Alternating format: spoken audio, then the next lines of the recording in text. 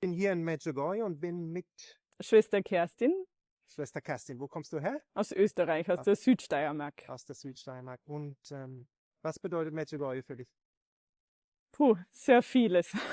Also Medjugorje hat eigentlich meine Berufung gerettet in einer ja, sehr schwierigen Zeit. Mein Vater ist damals sehr plötzlich verstorben und ich war schon im Orden und ich habe mich dann wirklich von Gott auch ein wenig entfernt, Mhm. innerlich, also wirklich eine Mauer aufgebaut, weil er ist am Bauchspeicheldrüsenkrebs mit 50 gestorben. Ich bin dann vom Orden aus hierher versetzt worden und ich kann wirklich sagen, also ich habe mich dann eigentlich entschieden, nach einer Beichte hat ein Priester mir als Buße gegeben, dass ich die Botschaft, die kommen wird, so lesen soll, als ob sie persönlich an mich gerichtet ist. Mhm. Also nicht liebe Kinder, sondern liebe Kerstin.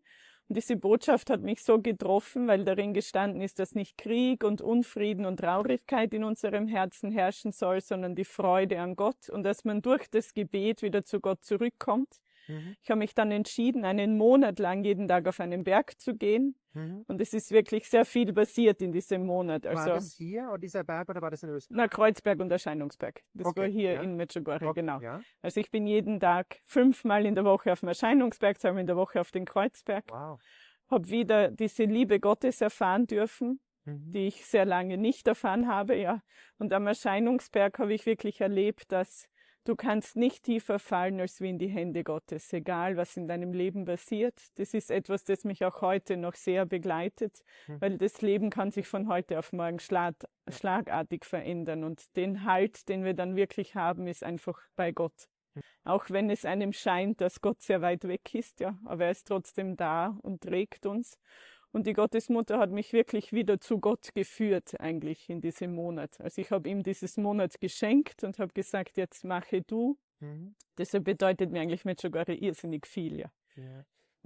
Aber was würdest du Leuten sagen? Viele Leute denken, dass Gott der Vater ein alter Mann ist mit einem weißen Bart und der sehr wütend ist und auf uns wartet, dass wir einen Fehler machen und uns in die Hölle schicken kann. Es gibt wirklich viele Leute, die denken so.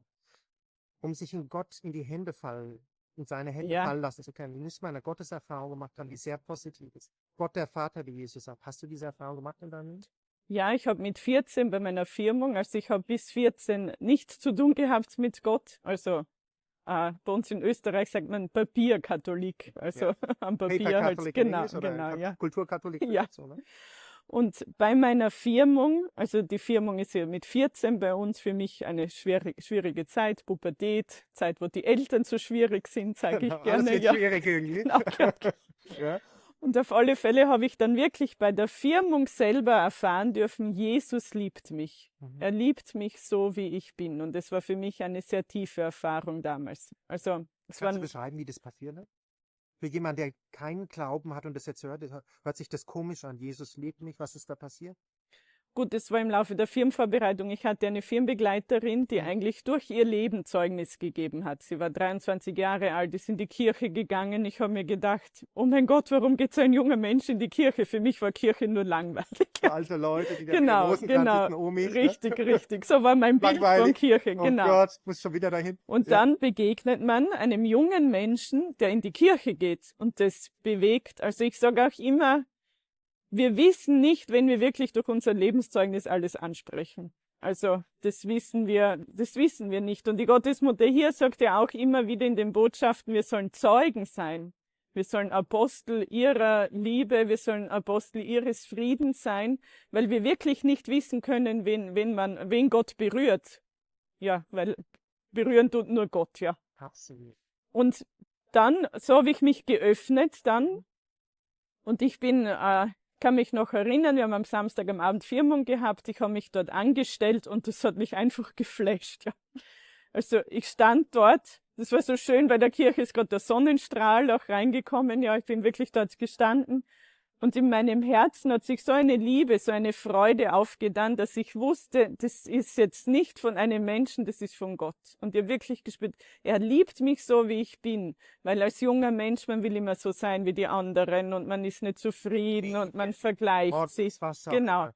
Und da habe ich wirklich erfahren, er liebt mich mit all meinen Fehlern, mit all meinen Schwächen, egal ob ich dick, dünn, groß oder klein bin.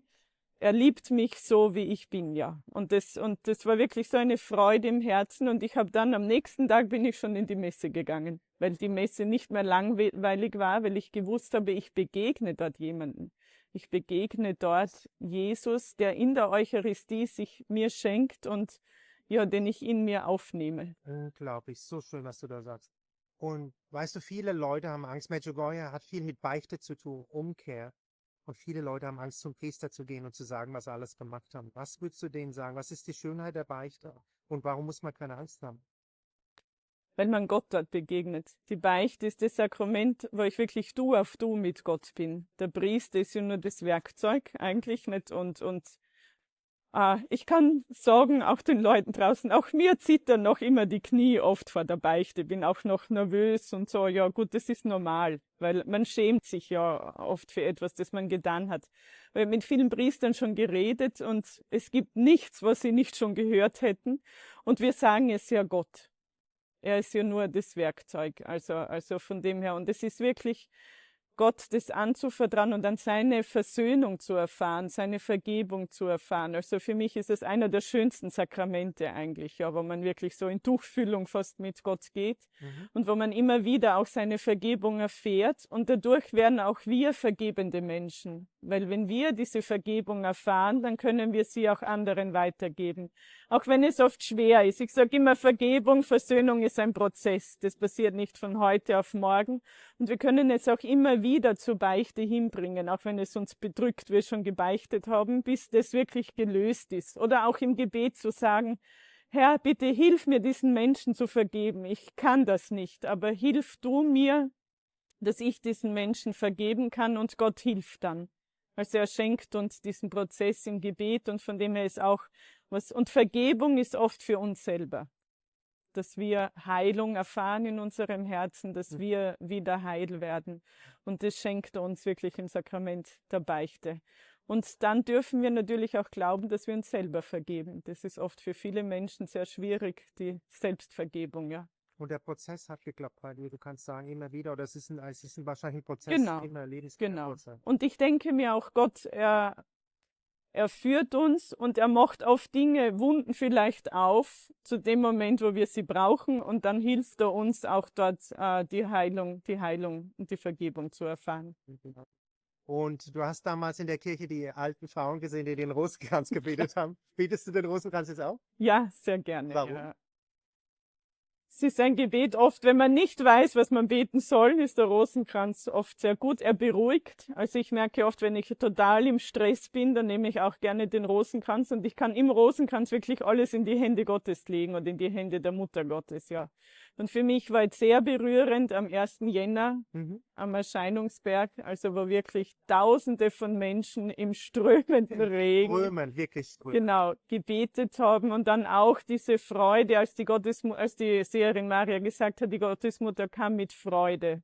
Und ich glaube, es wird wirklich unser Gebet gebraucht. Yes. Das ist wirklich wichtig, in ihren Anliegen zu beten, weil vor allem, wenn sie sagt, dass wir und unsere Kindeskinder es nicht bereuen werden, weil kann schon, gut, wenn wir in die Welt schauen, wir sehen wie viele Gefahren man ausgesetzt ist. Ja. Und die Gottesmutter braucht unser Gebet. Und ich glaube, wir brauchen keine Angst zu haben, weil sie uns Hoffnung gibt. Ja. Sie gibt uns Hoffnung und Frieden. Und der Rosenkranz ist wirklich, ein Priester hat einmal gesagt, der Rosenkranz hat 53 Schuss. 53? Schuss, die beste Waffe, genau. ja. Ja.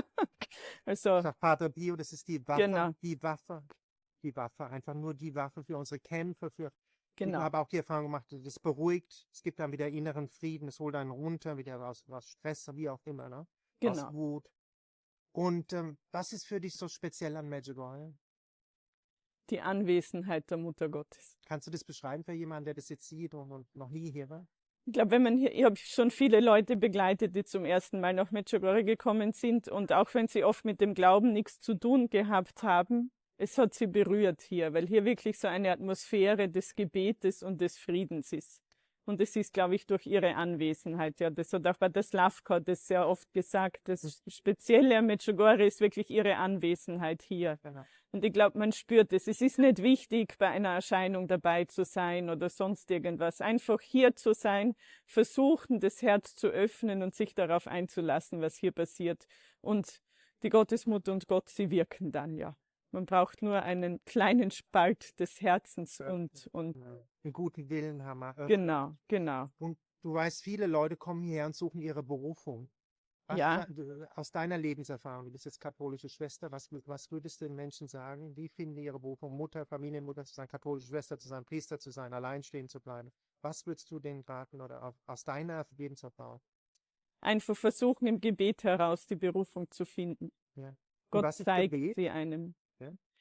Gebet ist einfach dieser Dialog mit Gott. Im Herzen einfach sprechen wie ein Freund. Genau, einfach mit ihm zu sprechen wie ein Freund. Die Teresa von Avila hat sehr schön gesagt, also sie hat gesagt, inneres Gebet ist das Verweilen bei einem guten Freund, weil ich gerne mit ihm zusammen bin und weil ich weiß, dass er mich liebt. Und zuhört. Genau, und zuhört. Und das ist, Antworten gibt, ne? genau. Mutter Teresa hat auch sehr schön gesagt, Gebet ist, Gott spricht zu mir und ich lausche und ich spreche zu ihm und er lauscht. Das ist Gebet. Und mehr braucht es nicht. Es ist völlig dann egal, welches Gebet wir sprechen, ob freies Gebet, Rosenkranz, rhythmisch, meditatives Gebet oder auch das liturgische, die Heilige Messe, alles. Es ist einfach dieses Eintauchen in das Gespräch mit Gott, in den Dialog mit ihm. Und was würdest du Leuten sagen, warum bist du katholisch? Was ist so schön, katholisch zu sein? Puh, alles. Ich glaube, wir haben so einen Schatz in der katholischen Kirche, ja. Was ist für dich der Schatz? Also natürlich die Eucharistie.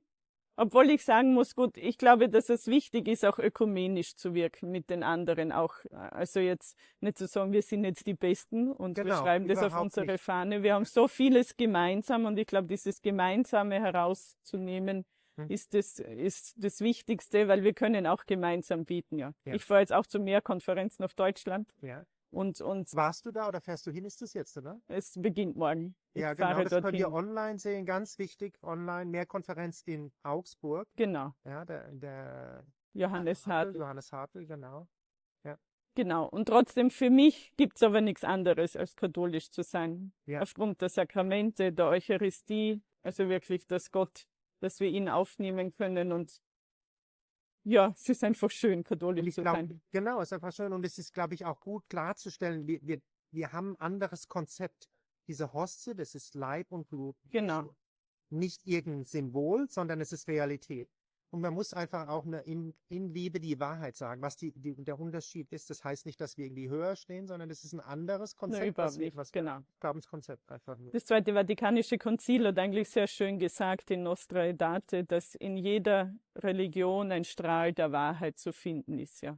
Genau. Also das sehr viel gemacht hat, dann natürlich auch für die Ökumene. Und ich glaube auch so, für mich ist ein gutes Vorbild immer Mutter Teresa, die wirklich verwurzelt war in ihrem eigenen Glauben. Und wenn ich in meinem Glauben verwurzelt bin, habe ich kein Problem mit anderen Religionen und Konfessionen gemeinsam zu sein, weil es zählt diese Begegnung mit Liebe und die Begegnung auf Augenhöhe. Genau. Das sagt die Mutter Gottes hier zu den Kindern.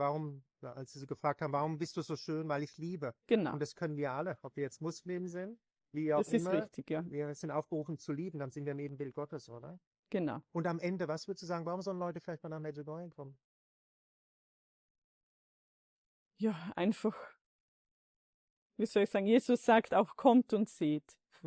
Egal, ob man neugierig ist oder ob man aus dem Glauben herauskommt, einfach zu kommen und offen zu sein.